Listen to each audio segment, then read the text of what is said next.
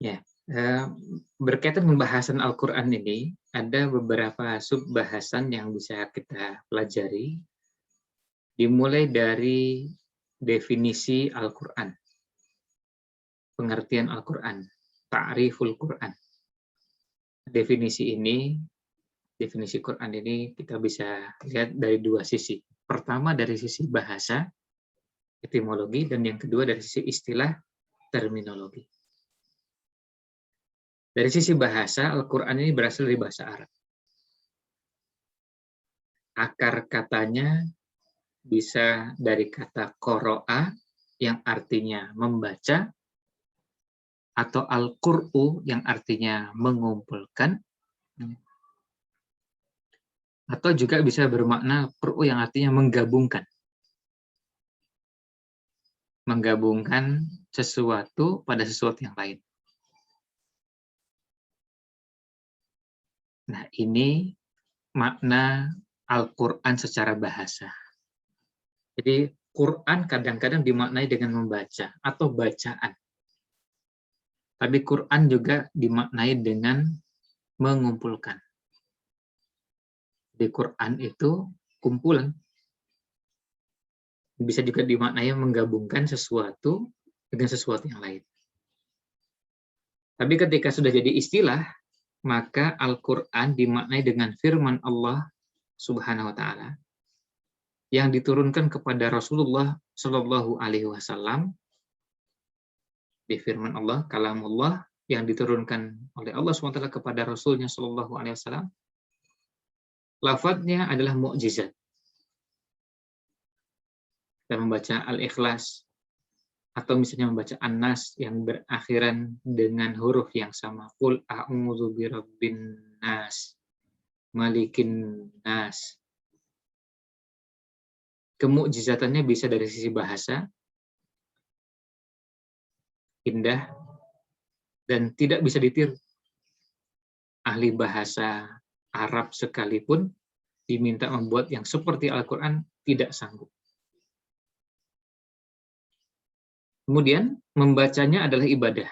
Jadi kita hanya membaca tanpa paham maknanya, itu sudah ibadah. Apalagi diteruskan dengan memahami maknanya, dan diteruskan lagi dengan memahami dan diamalkan, serta didakwahkan. Kemudian tertulis dalam mushaf. Dalam mushaf Al-Quran yang sekarang kita kenal, dan dinukilkan, diriwayatkan kepada kita secara mutawatir.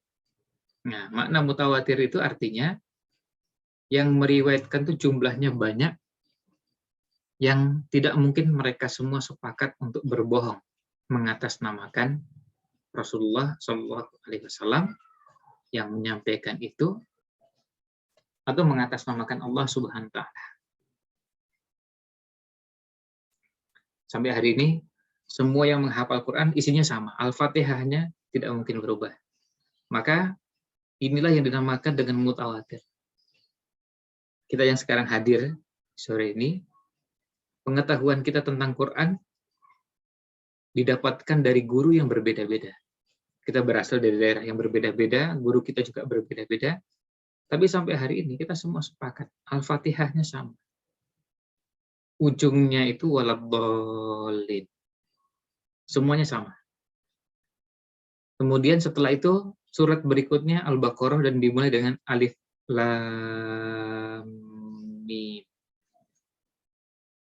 Semuanya sama. Tidak ada yang berbeda. Dan di surat terakhir, surat ke-114 sama.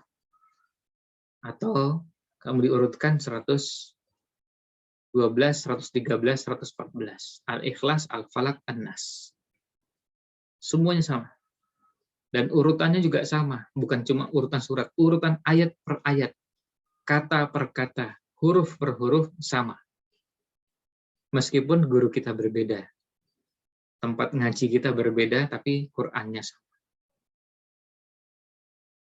Itu artinya diriwayatkan secara mutawatir. Jadi belajar Quran dimanapun, Al-Fatihahnya pasti sama. Belajar Quran dimanapun, Al-Baqarahnya pasti dimulai dengan alif lam mim. Belajar Quran dimanapun, Ali Imran-nya pasti 200 ayat. Belajar di Quran dimanapun, surat At-Taubah adalah surat surat posisinya setelah Al-Anfal, sebelum surat Yunus.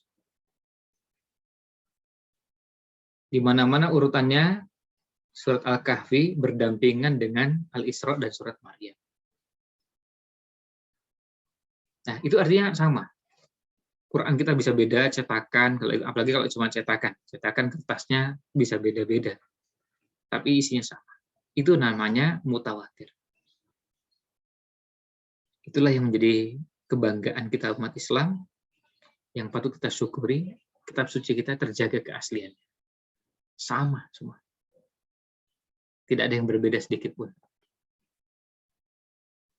Selanjutnya, setelah pengertian Al-Quran, nah ini nanti yang tertulis di sini 75, artinya surat ke-75, ayat ke-17 sampai dengan 18.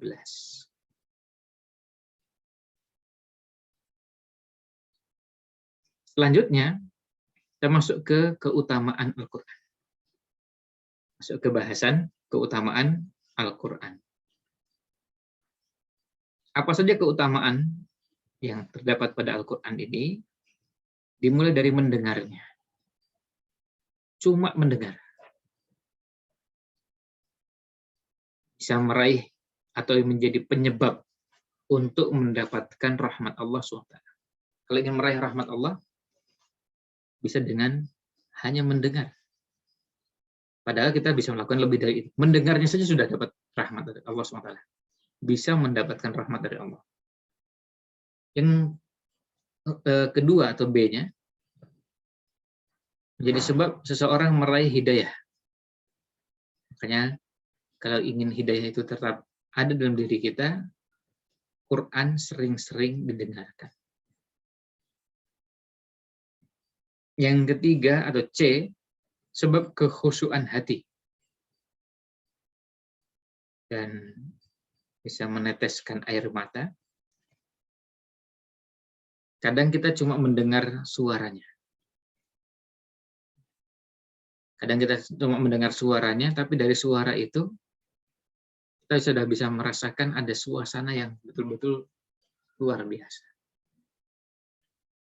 Dan kita merasakan ada sentuhan yang berbeda. Bahkan ada yang mencoba membandingkan pembacaan 3 kitab suci.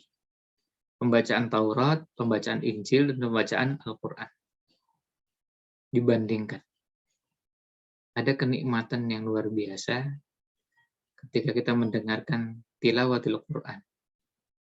Kalau kita nggak paham isinya, yang dibaca itu artinya apa, belum paham saja sudah merasakan kenikmatan. Apalagi kalau didengarkan dan paham isinya. Dibaca dan paham isinya. Kemudian yang D, mendengarkan itu bisa menjadi sebab bertambahnya iman. Iman itu bisa bertambah dan berkurang. Cara untuk bertambahnya iman bisa dengan mendengarkan Al-Quran, membaca Al-Quran, menghafal Al-Quran, mempelajari Al-Quran, mentadaburi Al-Quran. Itu semua bisa menjadi jalan menambah keimanan. Ini ada beberapa ayat Al-Quran di masing-masing poin tadi, yang semuanya menjadi bahan untuk kita semua. Selanjutnya yang kedua, mempelajari dan mengajarkannya. Maksudnya mempelajari Al-Quran dan mengajarkan Al-Quran. Kita semua tahu sabda Nabi Shallallahu Alaihi Wasallam, khairukum, sebaik-baik kalian adalah man ta'allamal Qur'ana wa 'allamahu, yang mempelajari dan mengajarkan Al-Quran. Jadi kalau kita ingin menjadi manusia terbaik, pelajari Al-Quran. Ajarkan Al-Quran. Kita mungkin bisa beralasan, ya saya cuma bisanya ngajarkan baca tulis Al-Quran. Ya itu yang diajarkan. Saya nggak kenal dan nggak mendalami tafsir. Saya tahu cuma dikit sekali dari tafsir. Saya cuma bisanya ngajar agar orang bisa membaca Al-Quran. Itu sudah bagus. Masing-masing berbuat sesuai dengan kemampuannya. Nah, kita bisa lihat di sini ada beberapa ayat Al-Quran yang terkait dengan hal ini. Misalnya di poin A seperti malaikat dan rasul. Kemudian menjadi orang paling baik, jadi orang terbaik. Ketika tadi kita sebutkan khairukum, yang terbaik di antara kalian, itu artinya kebaikan ini didapatkan oleh orang yang mempelajari dan mengajarkan. Maka kita bangga menjadi manusia terbaik menurut versi, menurut ukuran, menurut standar Rasulullah Shallallahu Alaihi Wasallam. Yang itu disampaikan oleh Rasul SAW dari Allah Subhanahu Wa Taala. Artinya menurut kacamata yang berbeda dengan atau sudut pandang yang berbeda dengan orang lain, atau dari sudut pandang yang berbeda dengan keimanan. Orang yang mengatakan orang yang paling baik itu bukan itu. Yang dianggap baik mungkin dengan ukuran-ukuran lain. Tapi Al-Quran dan hadis mengenalkan konsep orang-orang terbaik. Salah satu di antaranya adalah yang mempelajari dan mengajarkan Al-Quran. Kemudian yang C, lebih baik dari perbendaharaan dunia. Quran ini menjadi perbendaharaan yang lebih baik daripada perbendaharaan dunia. Orang punya Al-Quran dalam dirinya bisa menjadi modal kebahagiaan bukan hanya di akhirat tapi juga di dunia. Sampai-sampai ada yang kemudian merasa tertarik dengan Al-Quran tetapi motivasinya sayangnya duniawi. Padahal itu bisa untuk ukhrawi dan asalnya memang untuk niat yang bersifat ukhrawi. Misalnya, ada orang yang melihat bahwa sekarang ini kalau kita ingin dapat pendamping hidup yang baik dan dicari banyak orang, caranya apa? Punya modal Al-Quran. Punya modal Al-Quran. Itu kalau berhubungan dengan pernikahan. Artinya, kalau ada misalnya lulusan dari fakultas X atau fakultas tertentu, jurusan atau program studi tertentu. Lulusannya dengan IPK tertentu. Tapi ada nilai lebihnya hafidz Quran. Ada nilai lebihnya hafidhah Quran. Hafidz Quran dan hafidhah Quran itu langsung menaikkan. Kalau itu posisi tawarnya ketika punya Al-Quran. Bahkan ada sebagian yang ketika mau melamar, mikir-mikir, waduh, saya ini nggak hafal Quran. Saya kalau mau mencoba mendekati dan melamar, rasanya apa nggak kejauhan. Itu untuk menunjukkan bagaimana Quran itu bisa menjadi nilai lebih bagi siapapun yang memilikinya. Nah, tentu motivasi kita menghafal bukan karena itu, tetapi itu contoh kebahagiaan atau kegembiraan yang Allah segerakan di dunia. Tapi bukan di tujuan. Karena tujuannya yang di akhirat kelak. Kalau kita mendapatkan kenikmatan dunia yang disegerakan, ya itu patut kita syukuri. Sama sekarang misalnya ada yang mendaftar di tempat tertentu lebih mudah karena hafidz Quran. Ada pembicara temanya dengan tema teknologi, tapi pembicaranya hafidz Quran. Itu menjadi nilai lebih. Beberapa hari yang lalu saya lihat publikasi pembicaranya dari Badan Tenaga Atom Nasional. Seorang dokter alumni Jepang. Tapi saya lihat nama di belakang ada Al-Hafidh. Ternyata memang yang bersangkutan hafidh Quran. Dimunculkan di publikasinya, saya diberitahu, terus baru saya lihat, oh ya, saya kenal bersangkutan. Artinya itu menjadi istimewa. Sampai-sampai kemudian ada karyawan di kantornya yang nyampaikan, ada nggak teman-temannya itu yang belum nikah? Nih putri saya belum nikah. Jadi lalu kemudian nyampaikan ingin juga dapat suami seperti itu. Ingin juga dapat suami, selain juga studinya dituntaskan, tapi Al-Qur'annya juga dituntaskan. Sampai hafal Quran 30 juz. Yang D, meraih pahala, yaitu jelas pahala di sisi Allah Subhanahu wa taala. Kemudian keutamaan Al-Qur'an yang lain berhubungan dengan membacanya. Kalau yang B, meraih pahala yang banyak, sudah jelas, sering kita dengar hadisnya, dan juga nanti ada ayat Quran yang terkait. Membaca satu huruf sepadan dengan 10 pahala. Alif, Lam, Mim, berarti 30 pahala. Berarti kalau Al-Fatihah, wah luar biasa pahalanya, banyak sekali. Karena semuanya kali 10 per huruf. Sementara kita menghitung Bismillahirrahmanirrahim, sudah berapa huruf? Sudah lebih dari 10 huruf. Artinya sudah lebih dari 100 pahala. Nah, membacanya juga menjadi perdagangan yang menguntungkan. Tijarah, tabu. Jadi perdagangan yang tidak ada ruginya. Dan keuntungan yang lain yang didapatkan juga adalah mendapatkan ketenangan dan rahmat. Yang mendapatkan ketenangan dan rahmat dari Allah Subhanahu wa taala. Itu sebagian dari karunia yang Allah berikan kepada orang-orang yang membaca Al-Quran. Nah, selanjutnya masih berkaitan dengan barusan, poin berikutnya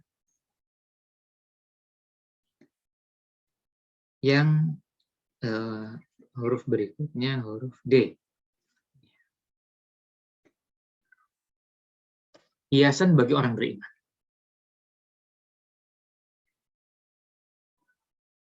Hiasan bagi orang beriman. Jadi membaca itu menjadi perhiasan yang melekat pada diri orang beriman. Dan membacanya berisi kebaikan. Semuanya baik. Membacanya baik. Memperbaiki bacaannya baik. Yang membaca terbata-bata dapat 2 kebaikan. Yang mahir membaca bersama para malaikat yang mulia. Sementara al-mahiru bil Quran ma'as safaratil kiramil bararah. Orang yang mahir membaca Al-Quran bersama para malaikat yang mulia. Tapi allati yatata'ta'u, yang terbata-bata. Falahu ajrani, dapat 2 pahala. Jadi semuanya baik. Yang bacanya belum fasih, yang masih terbata-bata dapat pahala dan 2 pahala. Yang mahir dapat pahala dan kemuliaan bersama para malaikat. Jadi semuanya kebaikan. Itu baru cuma membacanya saja. Sekali lagi ini baru cuma membaca. Tadi belum disambungkan dengan mendengar, disambungkan dengan mempelajari, mengajarkan. Itu semua berisi kebaikan. Kemudian yang keempat, menghafalnya. Menghafalnya ini, kita lihat di sini ada beberapa keutamaan. Pertama, derajatnya menjadi terangkat. Jadi derajatnya menjadi tinggi. Ini derajat penghafal Al-Quran. Dalam sebuah hadis yang sahih, kedudukan penghafal pada hari kiamat itu ditentukan ada ayat terakhir yang dia baca. Maka kalau kita sekarang di dunia ingin mendapatkan kedudukan sangat tinggi di surga kelak, baca Al-Quran. Baca lagi dan baca lagi. Nah, orang yang menghafal Al-Quran otomatis membacanya lebih banyak. Karena apa? Proses untuk mengendapkan pasti membutuhkan pembacaan yang berulang-ulang. Jarang di antara kita ada yang begitu sekali baca langsung hafal. Kecuali kalau cuma satu huruf. Misalnya surat Qaf, ya. Cumanya Qaf-nya saja yang dihafal, langsung. Atau 3 huruf, Alif, Lam, Mim. Yang 2 huruf, Toha, Yasin. Bukan itu. Tapi yang kita maksudkan satu ayat penuh seperti ayat biasa pada umumnya. Kadang-kadang kita ulang 2 kali, 3 kali, bahkan 20 kali, 30 kali. Sampai betul-betul dihafal dengan baik. Nah, penghafal dipakaikan mahkota kemuliaan. Dan penghafal bersama dengan malaikat yang mulia. Ini artinya punya derajat yang tinggi. Terus yang B, menghafal didepankan di dunia dan di akhirat. Artinya hafidz Quran itu didahulukan daripada yang tidak hafal Quran. Beragam, misalnya ketika jadi imam. Kalau kita mau sholat bareng-bareng seperti ini, yang jadi imam siapa? Oh, ini yang paling banyak hafalannya. Nah, itu yang didahulukan. Kemudian pemimpin juga. Nabi SAW ketika bertanya, ini siapa yang ditugaskan untuk menjadi pemimpin kaum muslimin di amanah tertentu, dijawab Ibnu Abi Abza.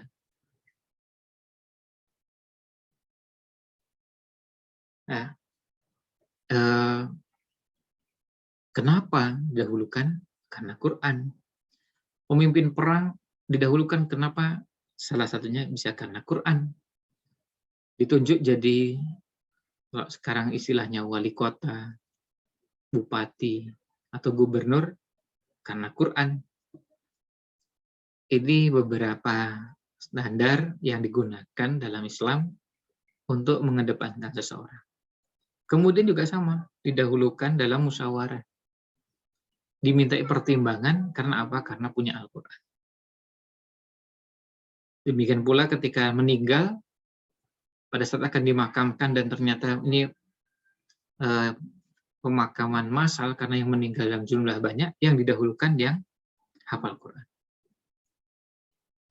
Selain itu, kelebihan menghafal Quran juga menjadi keluarga Allah dan orang-orang khususnya Allah SWT.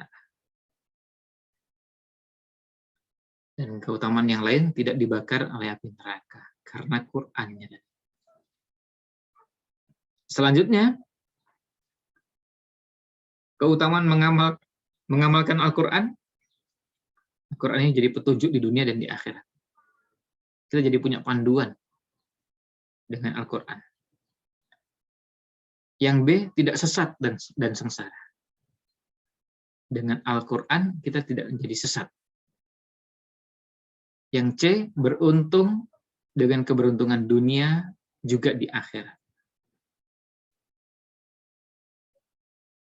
Dan yang D, menghapuskan kesalahan dan memperbaiki keadaan. Di masing-masing ada ayat Al-Quran yang terkait dengan bahasan ini. Di angka yang pertama nomor surat, dan angka yang kedua adalah nomor ayat. Nah, selanjutnya, bahasanya adalah urgensi Al-Quran dalam kehidupan seorang muslim atau muslimah. Apa urgensinya? Yang pertama, kedudukan Al-Quran dalam kehidupan kaum muslimin. Al-Quran adalah faktor terbesar yang mempersatukan kaum muslimin. Kaum muslimin dan bangsa Arab saat itu sangat mudah terombang-ambing dan tercabik-cabik. Kalau membaca Sirah Nabawiyah, kita lihat Orang Arab itu bisa ribut hanya cuma urusan sepele dan bisa bermusuhan dalam waktu lama.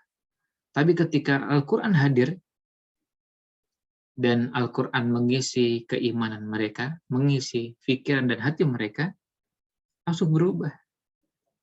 Berubah menjadi manusia baru yang betul-betul berbeda. Bukan tipe orang yang suka ngamuk, marah, musuhan. Bukan orang-orang yang senang bertengkar karena Al-Quran. Nah, itu menunjukkan bahwa Al-Quran mempersatukan. Padahal mereka bangsa yang paling susah diatur, paling susah bersatu. Tapi ketika Al-Quran yang hadir, bisa menyatukan mereka. Itu artinya, kalau bangsa yang seperti itu saja susah diatur ternyata bisa disatukan dengan Al-Quran, apalagi kita. Maka kalau kita ingin bersatu, seragamkan dulu. Kembalikan pada Al-Quran. Yang kedua, Al-Quran adalah manhaj tarbiyah. Prinsip dan metode dalam membina kaum muslimin. Kalau kita ingin membina dengan pembinaan Islam, tidak mungkin lepas dari Al-Quran. Lalu yang C, Al-Quran adalah manhaj hidup kaum muslimin. Pedoman hidup kaum muslimin. Kita mau apa saja, Quran. Kita mau masuk ke kehidupan yang sifatnya muamalah atau berhubungan dengan ibadah, ya Quran. Kemudian Al-Quran mengarahkan kepada sunnah yang tetap. Sunnatullah, jadi kenal dalam Al-Quran, sunnatullah tentang orang-orang dalam menyikapi keimanan. Ada orang-orang yang tipenya sebetulnya tidak suka bermusuhan. Tetapi karena nilai iman itu nggak ada dalam dirinya, itu bisa jadi, apalagi kalau sudah ada kebencian terhadap Islam, terhadap orang beriman, bisa jadi berubah sikapnya kalau berhadapan dengan orang beriman. Kita mengenal dalam Quran, ada sunnatullah yang berkaitan dengan orang-orang seperti itu. Ada tipe orang kafir yang permusuhannya luar biasa. Tapi ada orang kafir yang permusuhannya nggak seberapa. Tapi tetap kafirnya. Cuma bedanya kalau memusuhi tidak terlalu kencang, nggak terlalu keras. Al-Quran mengenalkan itu semua. Di tengah-tengah umat Islam juga ada orang munafik. Al-Quran mengenalkan itu. Kemudian sasaran pokok Al-Quran dalam kehidupan kaum muslimin. Untuk apa itu? Memberi hidayah ke jalan Allah. Membentuk masyarakat Qurani yang bekerja sama. Lalu membentengi umat dari musuh-musuhnya.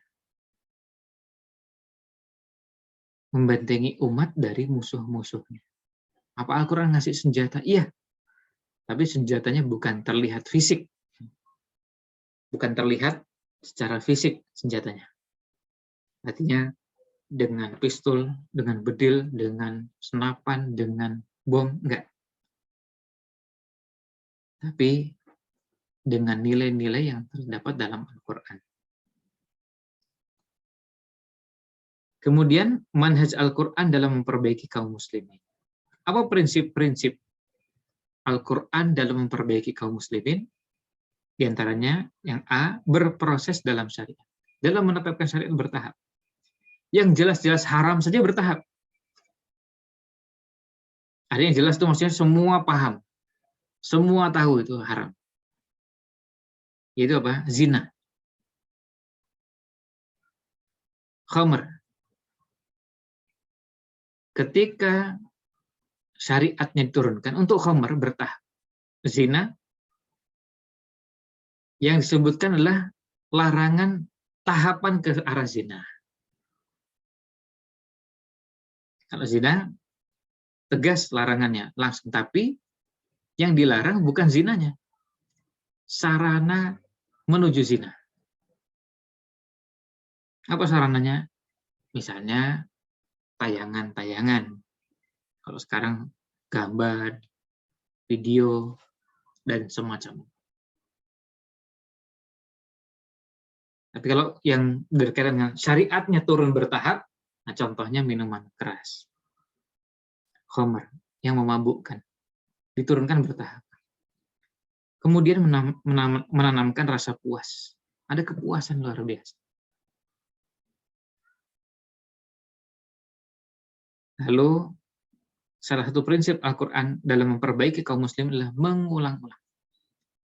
Kadang-kadang ada hal-hal yang perlu diulang-ulang karena niatnya apa? Atau tujuannya untuk ditanamkan.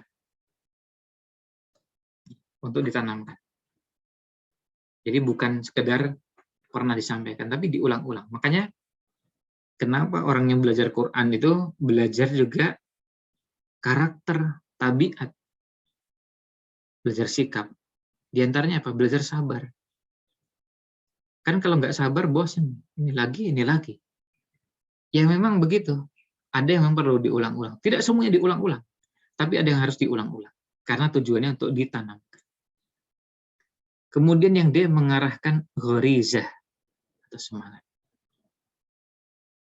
Jadi pembawaan yang ada dalam dirinya untuk kemudian diarahkan kepada motivasi dan semangat yang benar. Al-Quran mengarahkan. Kemudian seimbang. Proporsional. Proporsional antara dunia dan akhirat. Proporsional antara dan itu keseimbangan ini bisa kita temukan pada beberapa ayat Al-Quran. Kemudian mengkaji sejarah untuk pelajaran. Jadi Al-Quran mengenalkan sejarah, kisah itu untuk jadi ibrah, jadi pelajaran untuk kita. Bukan, ya, Al-Quran itu bukan ajarkan untuk sekedar kita dapatkan dongeng dan kisah. Bukan.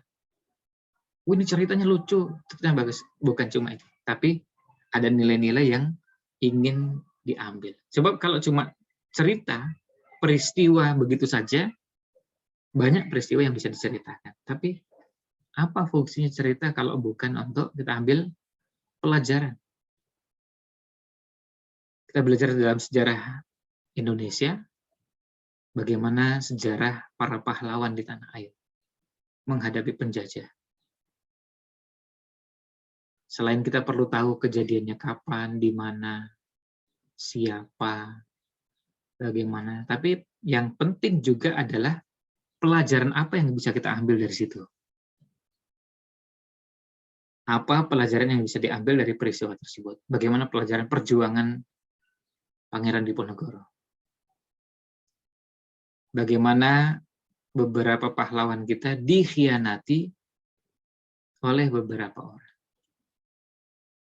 Salah satu cara musuh menghancurkan kita adalah dengan membiayai atau merekrut para pengkhianat. Dari mana kita dapatkan? Dari pelajaran sejarah. Nah, Quran mengajarkan itu.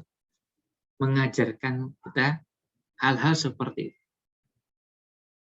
Kisahnya Qarun, kisahnya Fir'aun, dan kisah-kisah yang lain untuk jadi pelajaran. Kalau Anda orang yang punya harta melimpah dan banyak, dan bersikap seperti Qarun, hati-hati. Quran sudah mengenalkan. Dan bahasan yang terdapat dalam Al-Quran, inti dari pembahasannya bukan berhenti hanya pada kisah Qarunnya, tetapi siapapun yang seperti Qarun, hati-hati. Atau pembahasan tentang Fir'aun. Bukan hanya sekedar Fir'aunnya, tetapi apa? Apa pelajaran yang kita bisa ambil dari kisah tersebut. Nah, ini yang keempat dari urgensi Al-Quran dalam kehidupan seorang Muslim. Selanjutnya, itu yang ketiga ya. Yang keempat, pengaruh Al-Quran dalam kehidupan. Pengaruh Al-Quran dalam kehidupan. Artinya, apa pengaruh Al-Quran ini dalam kehidupan kita? Ya, pasti ada pengaruh yang bisa ditimbulkan. Dan apa yang kita harapkan dari Al-Quran, pengaruh tersebut. Perubahan apa yang kita ingin wujudkan. Nah, yang A adalah mengeluarkan dari kesyirikan menuju tauhid.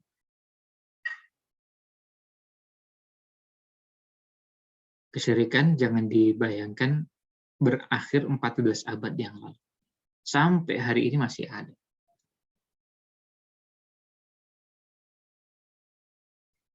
Kemudian dari kegelapan menuju cahaya. Minadh-dhulumati ilan nur. Dari permusuhan menuju cinta.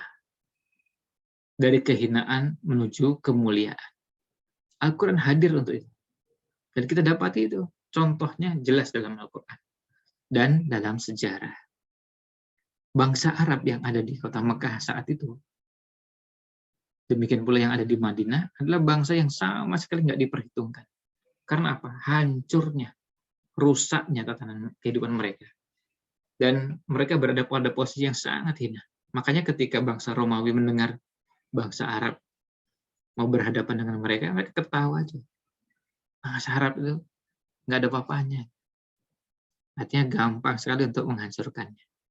Tapi mereka kaget ternyata nih bangsa Arab yang berbeda. Karena apa? Sudah ada Al-Qur'annya. Ada nilai Al-Qur'annya. Kalau bangsa Arab yang nggak ada Qur'annya memang bejat. Memang rusak itu banyak contohnya. Bukan cuma di zaman dulu. Bukan zaman 14 abad yang lalu. Sampai hari ini pun memungkinkan dan bisa ditemukan. Tapi yang membedakan dulu maupun sekarang adalah apakah ada Al-Qur'annya. Nah, poin selanjutnya berkaitan dengan kewajiban terhadap Al-Quran. Yang pertama, kewajiban mengimaninya. Kewajiban beriman kepada Al-Quran. Al-Quran adalah kalamullah. Al-Quran terpelihara, terjaga keautentikannya. Inna nahnu nazzalna dzikra wa inna lahu lahafizun. Allah menjamin Al-Quran akan terjaga. Kemudian kewajiban yang lain menjaga dan memperhatikannya. Menjaga, perhatikan, dan menghafalnya juga. Kalau di dalam dada berarti dihafal. Dalam tulisan dituliskan. Dan tidak bersikap ekstrim dalam artian berlebih-lebihan atau sebaliknya. Kemudian tidak berbuat bid'ah dan tidak melecehkan dan mengolok-olok. Ini yang kedua. Yang ketiga, membacanya. Membaca Al-Quran. Yang keempat, mempelajari dan mengajarkan. Yang kelima, mentadabburi ayat-ayatnya. Yang keenam, mengamalkannya. Yang ketujuh, kewajiban terhadap Al-Quran, beradab terhadap Al-Quran. Adab ini bisa dibagi menjadi beberapa bagian. Ada adab hati, mengenal sumber Al-Quran, mengagungkan kedudukannya, menghadirkan hati tatkala membacanya, hati harus bereaksi dengannya, merasakan bahwa kita yang diseru dengan Al-Quran tersebut, bahwa yang dituju saya, kita ini, bukan orang lain. Supaya apa? Suasana kesiapan menerima syariat itu menjadi nampak lebih. Kemudian ada adab yang bersifat lahiriah, zahir, nampak. Misalnya apa? Memakai harum-haruman. Artinya ketika membaca Al-Quran, wangi, bukan bau. Kemudian tempatnya bersih. Kalau mau sebelum itu berhias, artinya misalnya nyisir dulu. Kalau rambutnya berantakan. Atau pakaiannya dirapihkan dulu. Kancingnya belum dipasang, kemudian bajunya, ya ini semua dirapihkan. Kemudian membersihkan mulut. Bisa dengan sikat gigi misalnya. Lalu berdakwah kepada Al-Quran. Ini adab terhadap Al-Quran. Nah, kemudian ada sikap hajrul Quran, mengabaikan Al-Quran, meninggalkan Al-Quran. Istilah bahasa Arabnya hajrul Quran. Mengabadikan dalam Al-Quran, Rasul mengeluh, inna qaumi ittakhadhu hadzal Qur'ana mahjura. Al-Quran ini dijadikan sesuatu yang ditinggalkan, mahjur, ditinggalkan. Maksudnya ditinggalkan, diabaikan itu apa? Yang pertama, tidak membaca dan mendengarkan.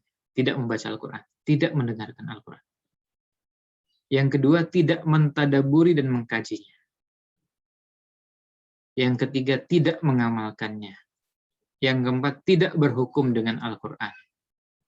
Yang kelima, tidak berobat dengan Al-Quran. Yang keenam, tidak mendakwahkan Al-Quran. Ini bentuk dari hajrul Quran. Mengabaikan atau membiarkan, mendiamkan, meninggalkan Al-Quran. Nah, itu berkaitan dengan